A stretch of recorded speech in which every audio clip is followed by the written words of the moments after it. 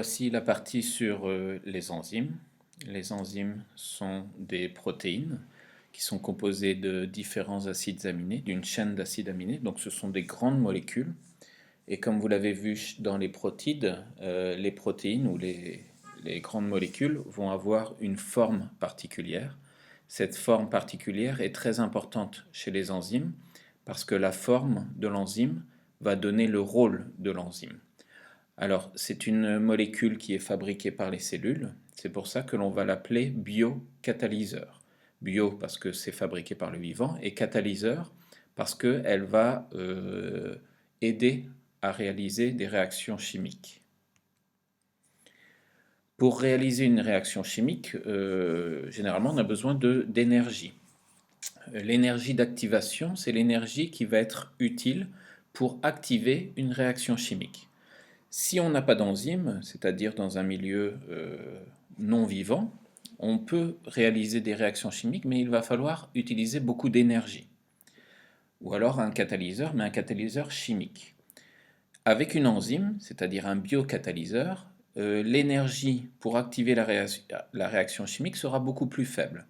Donc on va pouvoir réaliser les réactions chimiques beaucoup plus facilement, et ça va en plus accélérer les réactions chimiques, donc on va avoir un résultat beaucoup plus rapide à la suite de l'activité de la réaction chimique. Par exemple, ici vous avez deux schémas, un schéma d'une réaction chimique sans enzyme et un schéma d'une réaction chimique avec enzyme.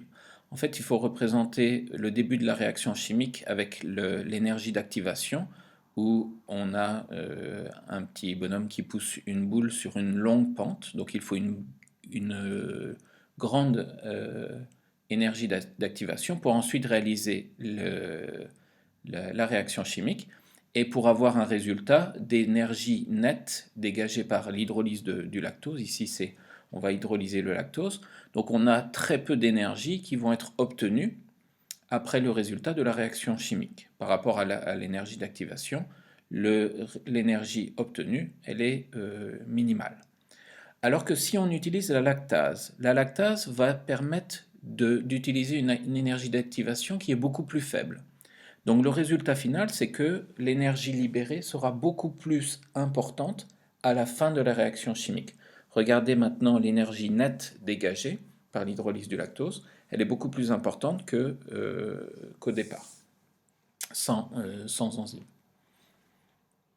Alors les enzymes, la structure d'une enzyme, vous avez des enzymes qui sont simples, de type simple, et des enzymes qui sont de type complexe. Une enzyme simple, elle est fabriquée par une partie protéique, une partie protéine qui s'appelle apoenzyme. Il existe aussi d'autres enzymes qui sont un peu plus complexes, qui vont être fabriquées et par l'apoenzyme, la partie apoenzyme, mais ce travail va être complété par une coenzyme, quand il s'agit d'une petite molécule organique, ou alors on appelle ça aussi cofacteur, lorsque cette partie n'est pas organique, lorsqu'elle est minérale. L'ensemble apoenzyme plus coenzyme ou cofacteur s'appelle holoenzyme. Donc l'enzyme, l'apoenzyme ne peut pas travailler toute seule ici, il va falloir un environnement avec les coenzymes ou les cofacteurs, et lorsque ces deux parties sont reliées ensemble, holoenzyme, là elle pourra fonctionner et travailler et réaliser les réactions chimiques. Donc il existe plusieurs types de cofacteurs et de coenzymes. Ici je vais passer très vite. Généralement les cofacteurs ce sont des ions.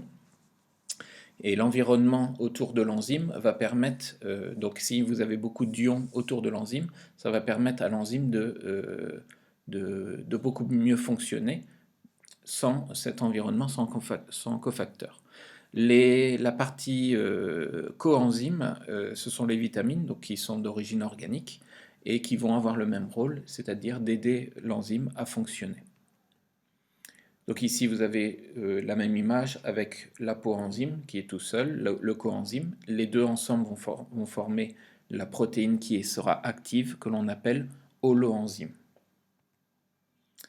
Alors la particularité des enzymes, au niveau de leur travail, elle va permettre de transformer des molécules de départ que l'on appelle des substrats et on aura comme résultat une nouvelle molécule que l'on appelle le produit. Par exemple, sur l'image ici, vous avez deux substrats, A et B. Grâce à l'enzyme, on va obtenir une nouvelle molécule AB que l'on appellera le produit. Donc la deuxième particularité, c'est que le substrat se fixe à l'enzyme au niveau d'un site actif. On a vu tout à l'heure que l'enzyme est une protéine, donc il y a une forme particulière, et cette forme particulière, surtout au niveau d'une zone de l'enzyme, cette forme est très importante, que l'on appelle le site actif, parce que cette zone va correspondre au substrat avec lequel on va travailler. Donc lorsque les substrats et l'enzyme se fixent ensemble au niveau de ce site actif, on appelle ça le complexe enzyme-substrat. Les enzymes sont extrêmement spécifiques. Ça veut dire que la forme de l'enzyme, comme je l'ai dit tout à l'heure, va permettre à l'enzyme de travailler avec un certain type de substrat. On peut imaginer l'image d'une serrure et d'une clé. La serrure, c'est l'enzyme, la clé, c'est le substrat. L'enzyme peut travailler avec un substrat, une autre enzyme pourra travailler avec un autre substrat. Mais on ne peut pas mélanger le travail des enzymes, car une enzyme travaille avec un substrat qui est spécifique, qui est particulier à sa forme. Regardez ici la forme de la clé qui va permettre de rentrer directement dans l'enzyme, c'est-à-dire former le complexe enzyme-substrat.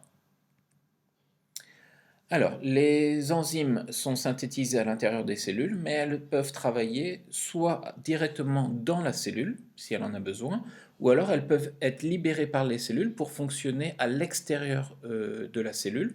Par exemple, les enzymes qui se trouvent à l'intérieur de votre estomac ou les enzymes qui se trouvent à l'intérieur de votre bouche, ce sont des cellules qui ont fabriqué ces enzymes qui sont libérées dans le liquide, par exemple la salive, le liquide que vous avez dans la bouche, qui est rempli d'enzymes. L'enzyme ne change pas avec la réaction chimique. Ça veut dire qu'elle peut réaliser des réactions chimiques, mais elle-même n'est pas transformée par les réactions chimiques. C'est pour ça qu'on va pouvoir réutiliser cette enzyme beaucoup de fois. Elle va réaliser beaucoup de réactions chimiques, de mêmes réactions chimiques, parce qu'elle-même n'est pas changée par cette réaction chimique. Le substrat se transforme en produit, mais l'enzyme reste avec la même forme, donc elle va travailler toujours avec les mêmes substrats. Dans une cellule, en fait, les réactions chimiques sont relativement complexes et elles suivent un ordre bien précis. Donc, ce sont des réactions que l'on dit des réactions en chaîne. Vous avez des transformations de molécules en une autre molécule, en d'autres molécules, etc., qui correspond à une suite d'activation d'enzymes dans la cellule, par exemple. Alors, l'enzyme est très important parce qu'elle va être contrôlée, cette enzyme, la fabrication de l'enzyme est contrôlée par nos gènes. Ça veut dire que s'il y a un tout petit problème sur le gène qui doit fabriquer une enzyme, ça va généralement créer une maladie génétique. Par exemple, ici, vous avez l'albinisme, c'est-à-dire un manque de pigments au niveau de la peau et des poils. Donc les poils sont blancs et la peau est blanche. Et donc ce qu'il faut retenir ici, c'est que dans votre information génétique, il y a la possibilité de fabriquer des protéines qui deviendront des enzymes. Si le gène ne fonctionne pas, l'enzyme ne fonctionnera pas, donc il y aura une maladie génétique.